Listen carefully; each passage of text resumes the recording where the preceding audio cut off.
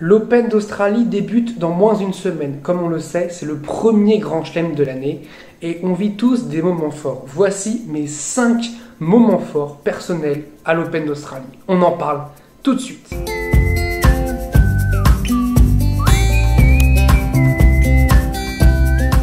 Salut à tous, j'espère que vous allez bien. Je suis très heureux de vous retrouver aujourd'hui. Une nouvelle vidéo sur mes 5 moments forts de l'Open d'Australie que j'ai vécu durant toute ma vie dans cet Open d'Australie. Voilà, alors il y a des trucs que j'ai pas mis évidemment, puisque c'est les 5 principaux. J'ai fait un ordre, l'ordre est plutôt, on va dire que c'est un ordre logique, enfin pour moi c'est un ordre logique plutôt. Bien sûr, il y en a qui mettront un événement par exemple en numéro 1, d'autres qui mettront un événement en numéro 2, mais c'est justement ça qui est bien, c'est que chaque cas est unique. On a tous un moment préféré, on a tous un moment fort. Et on va commencer direct dans le vif du sujet avec en numéro 5, le parcours de Stan Wawrinka en 2014, parce que je l'ai trouvé absolument dingue, le parcours de Wawrinka en 2014, parce que déjà, il n'avait pas remporté le Grand Chelem à ce moment-là. En quart de finale, il tombe sur Novak Djokovic, qui n'avait plus battu depuis 2006. Depuis 2006, donc 8 ans qu'il n'avait plus battu Novak Djokovic. Et il le bat 9-7 au 5e, un match absolument dingue de 4 heures, un peu plus de 4 heures. Il y a eu aussi, rappelez-vous, en 2013, il avait déjà joué, il avait déjà perdu 12-10 dans le 5e. Et puis en 2015, il perdra aussi au 5e. Et là, je crois qu'il perdra 6-0 au 5e. Donc voilà, Wawrinka qui réussit à battre Djokovic. On sait que plus tard, on sait dans les années futures qu'il a du mal, Djokovic contre Wawrinka. Il a souvent eu du mal contre Wawrinka. Roland Garros 2015 évidemment, l'US Open 2016. Et encore plus récemment, l'US Open 2019. Où même Djokovic a abandonné en plein milieu du 3e set, mais Wawrinka a été largement tué sur ce match. Il y a eu cette demi après contre Thomas Berdych, plus logique, mais même si Berdych était quand même un joueur très très solide dans ces années-là, il faut oublier 2014, Berdych c'est un solide top 10 sur les années 2008, 2009, 2010, 2011, 2012, 2013, 2014, 2015, 2016.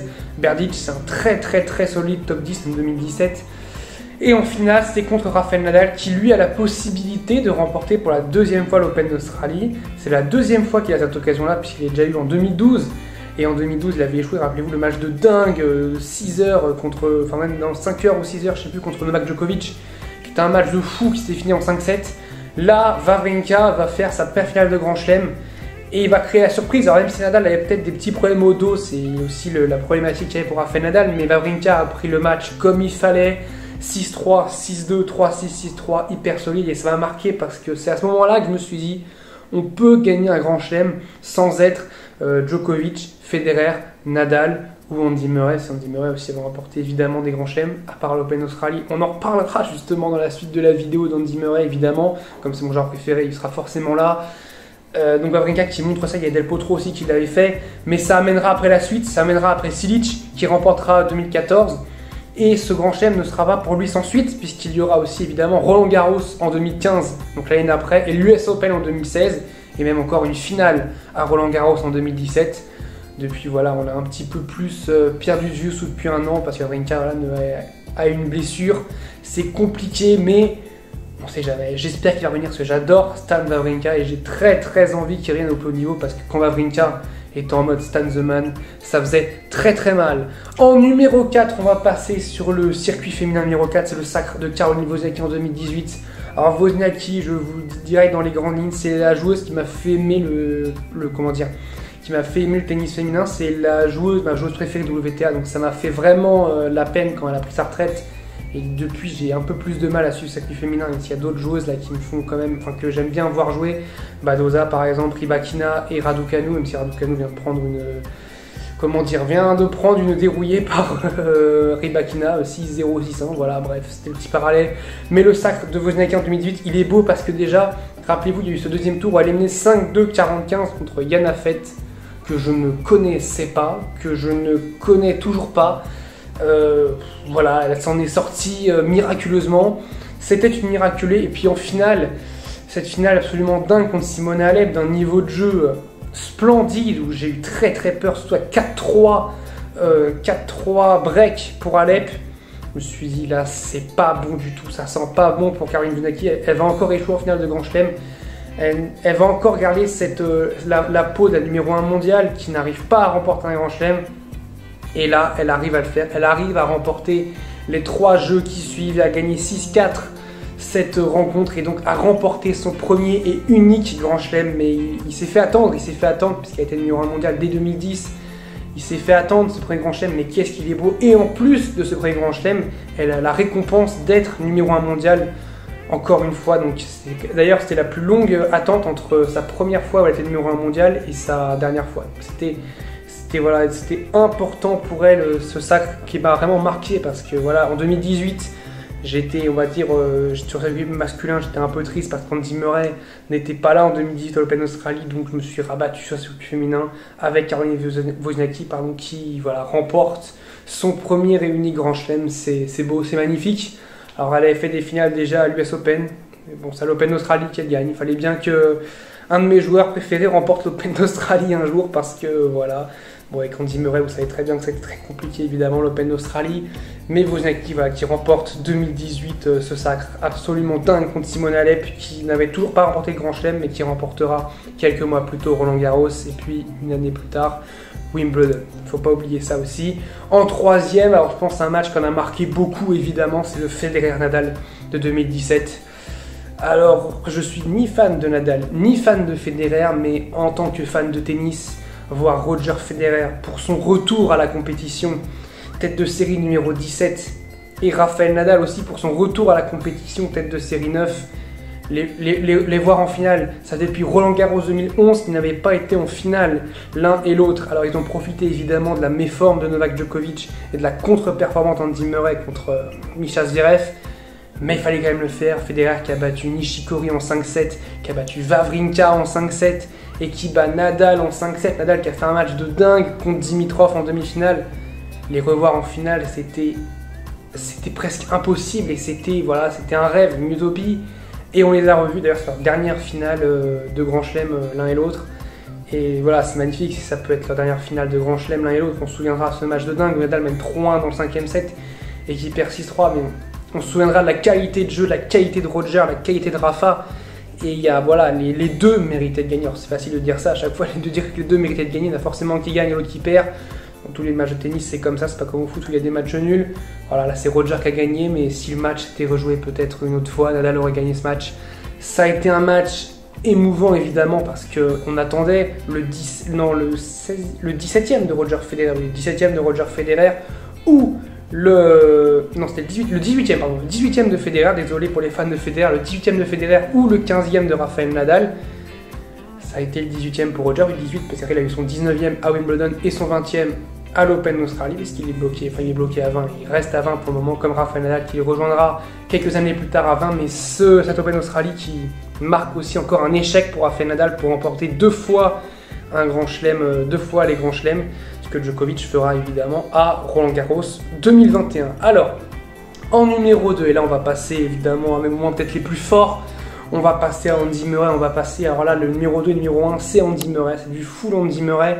En numéro 2 j'ai mis le Murray Bautista Agut, le chant du cygne avec 3 petits points, parce que en 2019 Andy Murray en conférence de presse annonce que contre Bautista Agut ça serait peut-être son dernier match de sa carrière. Il ne sait pas s'il continuera à jouer, rappelez-vous sa blessure de la hanche depuis 2017 qui le pourrit, il ne veut plus jouer, il n'arrive plus à jouer, il a super mal quand il joue, même dans la vie quotidienne il dit qu'il a mal. C'est terrible, et il dit voilà, j'ai plus d'autre solution, c'est soit j'arrête, soit je refais une opération beaucoup plus poussée avec une prothèse mécanique de la hanche, avec une hanche en titane. C'est ce qu'il va justement faire, mais avant on ne savait pas, c'était peut-être son dernier match, et il joue un joueur qui est en pleine bourre, qui a battu Djokovic à Doha, qui a remporté Doha.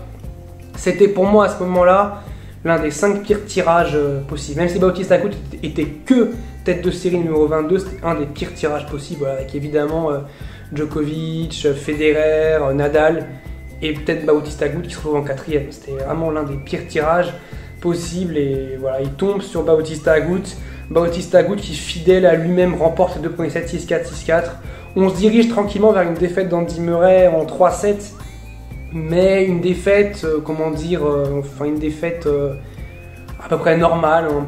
Peut-être une défaite 6-4, 6-4, 6-4 ou 6-4, 6-4, 6-3, là, mais une défaite logique.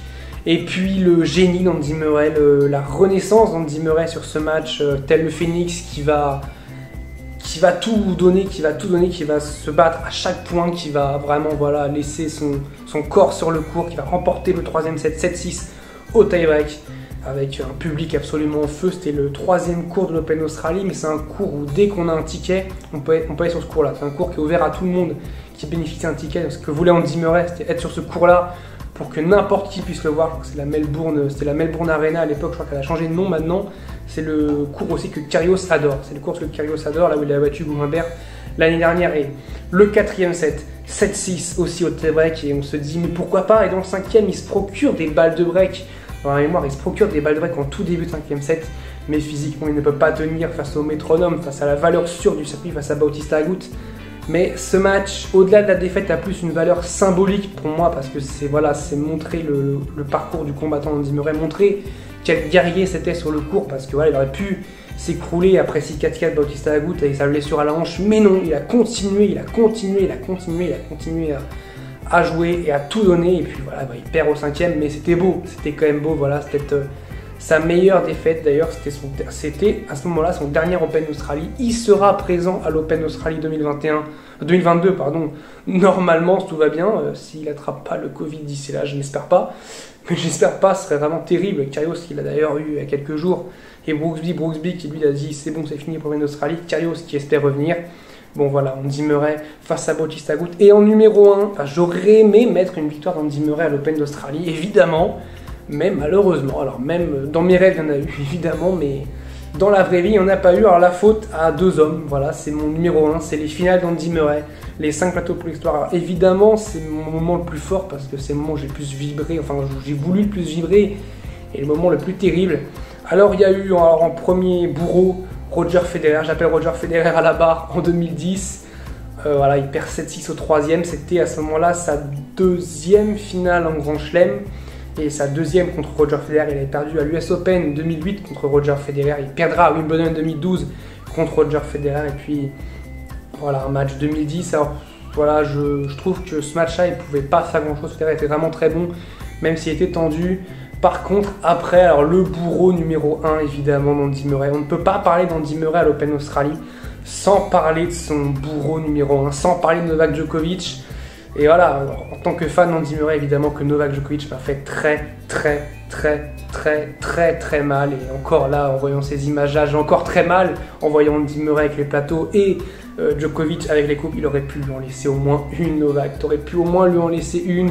2011 en bas à droite, 2011 où Djokovic s'impose face à Andy Murray. En plus en 2011, mais ça y est, il joue pas Federer en finale de Grand Chelem. Il peut battre Djokovic. Djokovic, alors au début 2011, c'était avant qu'il explose et tout. Il avait juste un grand chelem pour le moment, avant qu'il en remporte 19 de plus. Voilà, c'est le premier grand chelem avant qu'il fasse sa série de dingue. Novak Djokovic, où il perdra seulement après à Roland Garros face à Roger Federer. 2012, il perd en demi-finale contre Novak Djokovic, encore, je ne l'ai pas mis là sur l'image, mais il perd en demi-finale contre Novak Djokovic en ayant à 5 partout, 15-40 dans le 5e set, 2 balles de break. Il n'est converti pas derrière, Djokovic s'impose 7-5. 2013, Andy Murray qui perd encore en 2013, en plein milieu, contre Novak Djokovic. Là, il y avait la place. 2015, pour moi, c'est peut-être le plus grand regret, parce qu'il y a Camille Mauresmo, il y a cette finale qui est hyper serrée, 7-6 Djokovic dans le premier set, que Murray aurait dû remporter, je pense encore. Il a une volée à 5 partout qu'il ne doit jamais rater. Il la remet sur Djokovic, il doit la mettre à l'autre bout du terrain, il doit la mettre à l'autre bout du court, il doit faire courir Novak Djokovic. Il remporte le deuxième, il mène 3-0 dans le troisième avant de s'écrouler, on ne sait pas comment, et de perdre 6-3, 6-0.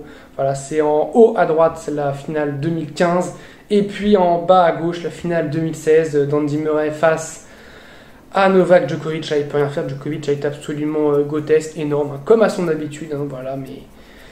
Voilà, Djokovic qui a remporté 4 de ses 9 Open d'Australie contre Andy Murray, ça fait très mal dit comme ça, voilà, c'est d'ailleurs pour ça que bon, je ne porte pas particulièrement Djokovic dans mon cœur. S'il avait pu laisser une finale à Andy Murray à l'Open d'Australie, ça aurait peut-être été différent, je ne sais pas. Mais l'histoire est comme ça, et je pense que malheureusement Andy Murray ne remportera jamais l'Open d'Australie. 5 finales, 5 défaites, 2010, 2011, 2013, 2015, 2016, c'est terrible, mais c'est comme ça. C'est l'histoire qui veut ça, c'est l'histoire voilà, qui fait que mon joueur préféré est un joueur qui n'a jamais remporté l'Open d'Australie. Voilà, c'était mes 5 moments préférés de l'Open d'Australie. Enfin, en tout cas, pas mes 5 moments préférés, mais mes 5 moments plus forts. Vraiment, ces finales-là, c'est vraiment mes moments forts parce que ça a été des moments forts où j'ai stressé pour Andy Murray, j'ai été très triste pour Andy Murray. C'est vraiment mon moment le plus fort. Voilà, j'espère que ça vous a plu. Vous pouvez me dire dans les commentaires ce que vous en avez pensé, si vous êtes d'accord avec moi sur certains moments. Si pour vous, d'ailleurs, c'est quoi vos 5 moments préférés ou vos 3 moments préférés, ou même votre moment préféré en numéro 1. Comme vous voulez, je vous dis salut à tous, on se retrouve samedi pour débriefer le tableau et il y aura Andy Murray et Novak Djokovic. Alors j'espère qu'Andy Murray ne tombera pas sur Djokovic au premier tour, vraiment s'il vous plaît le dieu du tennis, faites qu'il n'y ait pas Murray Djokovic au premier tour. Je vous dis salut à tous, portez-vous bien.